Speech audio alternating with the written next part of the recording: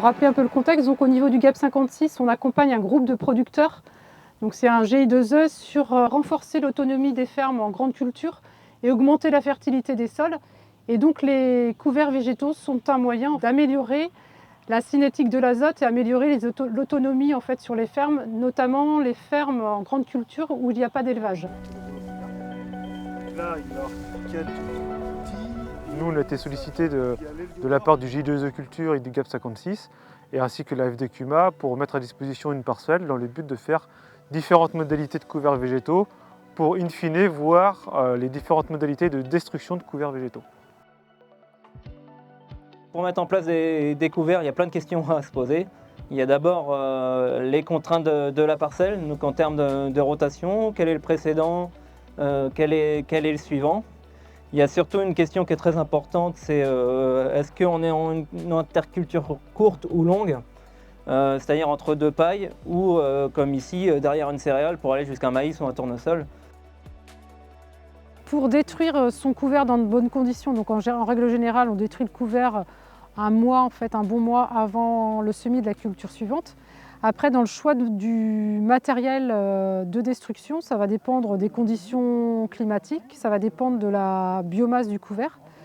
Si la biomasse est trop importante, on peut passer par un broyage en amont pour pouvoir faire un mulchage de surface et puis travailler en fait avec des outils à dents pour pouvoir après semer par la suite. Au niveau des différents outils, donc là on a trois grandes typologies d'outils qu'on va utiliser sur la destruction. La première partie, on va être plutôt sur une destruction avec des outils à disque, donc disque indépendant. En fonction du travail qu'on va faire, si on va aller plutôt sur un travail de surface ou un travail plus profond, on ne va pas forcément avoir le même type d'outil.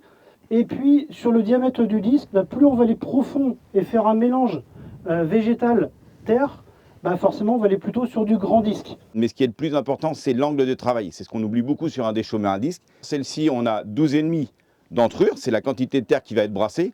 Et après, vous avez l'angle de couchage qui va à 16 degrés. Ça, c'est sur la première rangée. Et la deuxième rangée, on a 16/20. Mais si on part par rapport au 1010, où les angles sont beaucoup plus agressifs, c'est-à-dire qu'à faible profondeur, on est capable de tout scalper et on peut descendre beaucoup plus profond. Après, vous avez le réglage de profondeur, soit manuel par système hydraulique, avec un système de report de charge. On est sur un outil qui s'appelle le Dynadrive. Et cet outil-là, on est sur un outil qui est auto-animé, qui prend le principe de deux rotors qui vont venir en mouvement en fonction de la vitesse d'avancement du tracteur. Ces deux rotors ont un différentiel de rotation qui vont faire justement le phénomène d'arrachement au niveau du sol. Et puis pareil, en termes de conditions de rappui ou contrôle de profondeur, le rouleau à lame qu'on va retrouver à l'arrière va aussi nous aider sur le maintien entre l'avant et l'arrière de l'outil. Le semoir avec lequel on a utilisé ici sur la plateforme, c'est le même semoir, donc l'APV, qui est sur le Dynadrive de l'Acuma. Donc c'est avec ce type d'outil qu'on a semé les plateformes. C'est un outil polyvalent. On peut faire du déchaumage, on peut faire de la reprise de labour, de la destruction de couverts, mais aussi de la destruction de prairies. L'outil fait 1,6 tonne. Nous allons sur des couverts travailler dans l'ordre de 12 à 15 km/h. Sur de la destruction de prairies, des vieilles prairies, on va être plutôt à 8 km/h. Mais il ne faut surtout pas avancer moins vite, parce que le résultat ne sera pas très bon.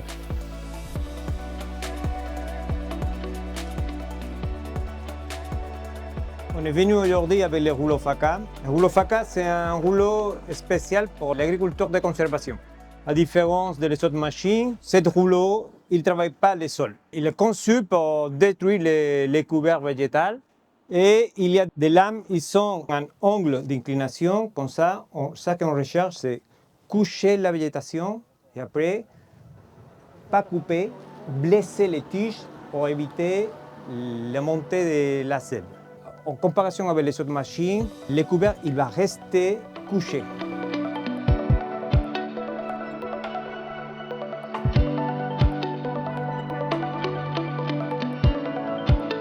Pour que la machine il marche bien, il doit être développé 50-60 cm. Dans ce cas, il n'est pas aussi haut qu'on voudrait, mais voilà, il va être compliqué. Comme vous pouvez le voir, on a un autre effet au niveau du sol.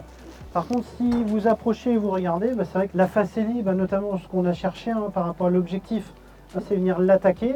On n'a pas de travail du sol. Et par rapport à l'objectif, comme on disait tout de suite, dans le principe du rouleau FACA en frontal, à la limite, on devrait avoir un semoir derrière qui sème et pour venir implanter l'autre culture en direct derrière.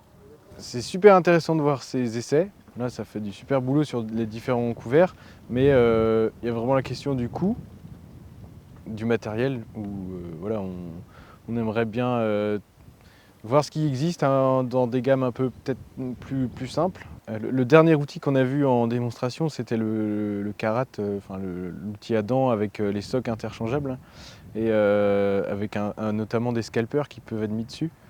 Et ça, c'est vraiment quelque chose vers lequel on veut tendre, augmenter le côté désherbage, quoi. Et pallier au labour, on va dire, en quelque sorte. Après, qu'est-ce qu'il y a de petit nouveau par rapport au Karat 10? C'est la partie arrière, c'est les disques de nivellement. Disque nivellement ou crosse de hockey, moi j'appelle ça. L'intérêt, c'est de reboucher les trous créés par la dent. Parce que faire un trou, c'est pas compliqué. Le plus dur, c'est de le boucher.